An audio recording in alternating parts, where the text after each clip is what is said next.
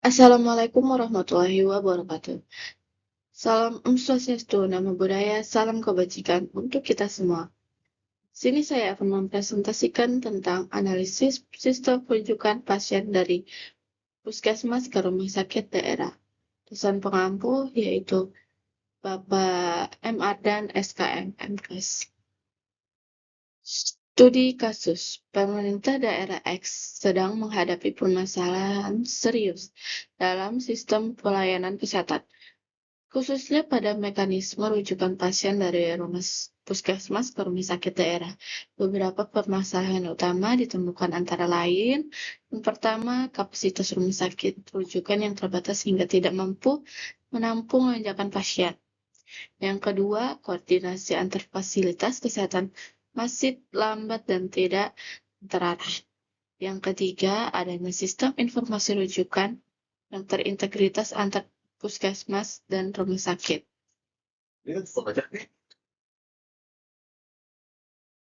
Studi kasus.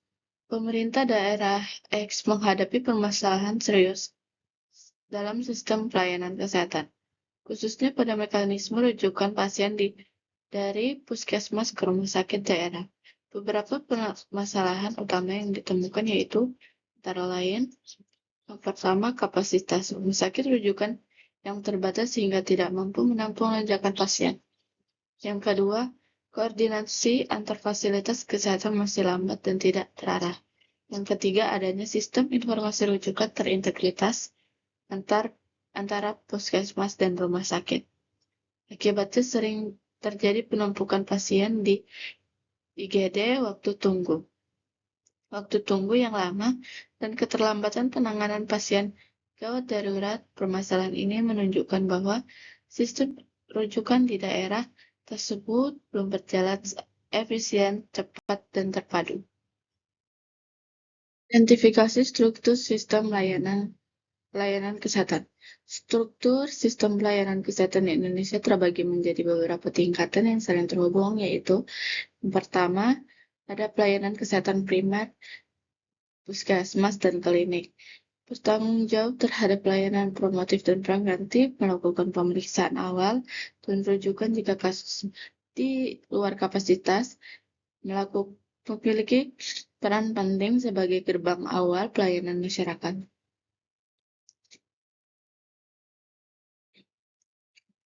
Yang kedua, layanan kesehatan sekunder, rumah sakit daerah atau RS tipe C dan D. Menangani kasus-kasus yang tidak bisa ditangani di fasilitas primer. Menyediakan fasilitas rawat inap, tindakan medis, dan penunjang diagnostik. Yang ketiga, pelayanan kesehatan tersier, RS tipe A dan B. Menyediakan pelayanan subspesialistik dan penanganan kasus kompleks. Hubungan antar fasilitas, idealnya pasien rujukan secara berjenjang sesuai tingkatan keparahan penyakit melalui Sistem Informasi Rujukan Nasional atau SISRUN. Namun di daerah X, sistem ini terintegrasi sehingga informasi pasien sering terlambat diterima oleh rumah sakit rujukan. Analisis permasalahan. Yang pertama, keterbatasan kapasitas rumah sakit rujukan.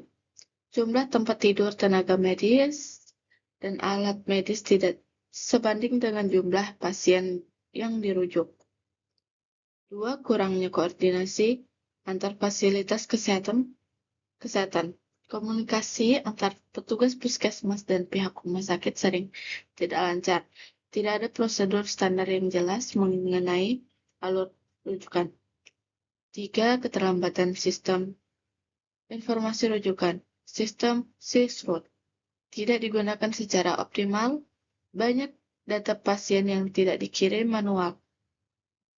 4, kurangnya SDM terlatih, petugas administrasi, dan medis.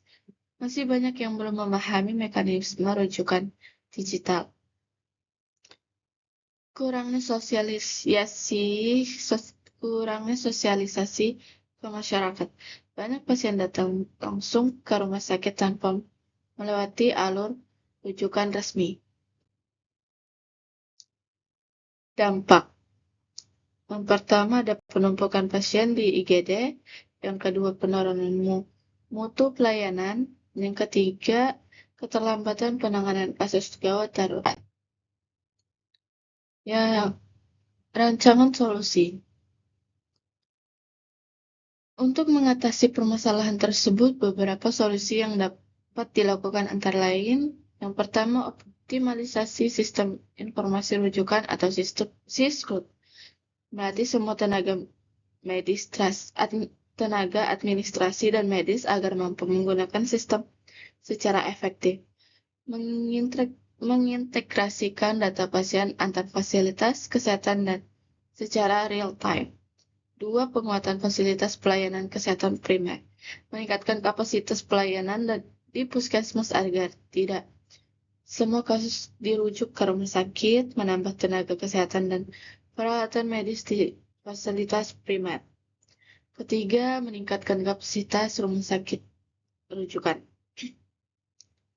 Penambahan ruang rawat, alat medis dan tenaga kesehatan. Pengembangan sistem triage agar pasien gawat bisa segera ditangani. Membangun tim koordinasi rujukan daerah.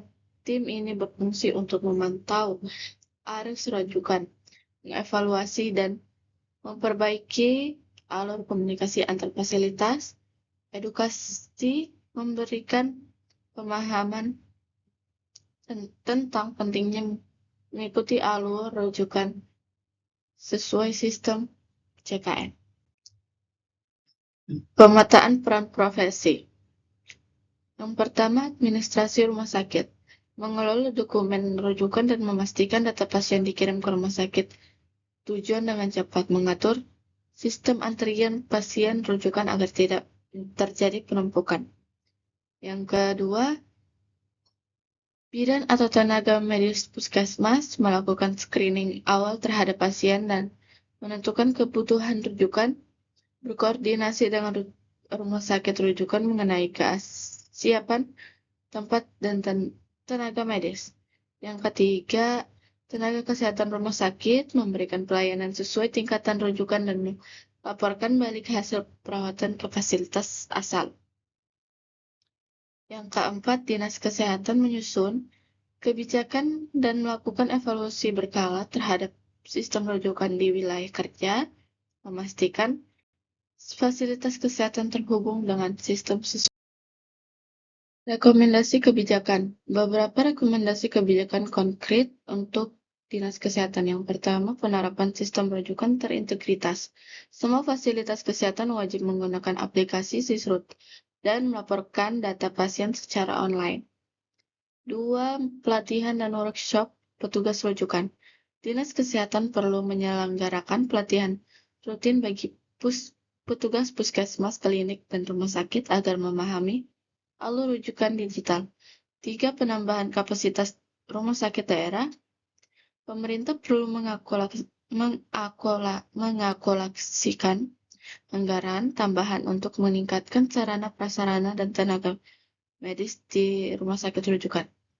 4. Pembentukan forum koordinasi rujukan.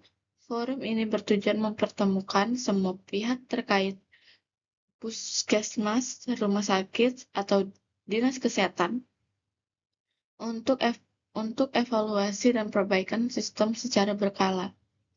Yang 5. Monitoring dan evaluasi rutin. Dinas Kesehatan perlu melakukan audit kinerja sistem rujukan minimal setiap 6 bulan sekali. Kesimpulan, sistem rujukan merupakan komponen penting dalam pelayanan kesehatan yang berjenjang. Di daerah X menunjukkan masih adanya ketidakefisienan akibat keterbatasan sarana, lemahnya koordinasi, dan sistem informasi yang belum terintegritas. Upaya perbaikan harus dilakukan secara menyeluruh, mulai dari SDM, fasilitas, hingga kebijakan. Kolaborasi antara profesi dan dukungan medis, dinas, Kesehatan sangat penting untuk membangun sistem rujukan yang cepat, efisien, dan tepat sasaran. Baik, sekian presentasi dari saya. Maaf jika ada salah kata. Wassalamualaikum warahmatullahi wabarakatuh.